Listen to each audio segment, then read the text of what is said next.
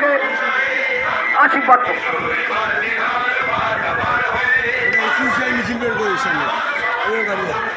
তাই দেশকে বাঁচাতে, রাজ্যকে বাঁচাতে, দেশের সংবিধানকে বাঁচাতে, দেশের গণতন্ত্রকে বাঁচাতে বিজেপি তৃণমূলকে সরিয়ে দিন। কলকাতা